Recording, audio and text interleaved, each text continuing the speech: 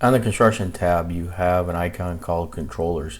And this is where you can set up and create your machines, and possibly and even data cards. So if you go to the controller, it opens up the controller manager. You can click on create, and here you can provide a name. So maybe this is like dozer 1 2 3 4, and you can choose the controller type. So whether it's Sightvision Accugrade, CAD Grade Control, or PCS 900 Accugrade for paving, you can choose that type as well as a controller software version.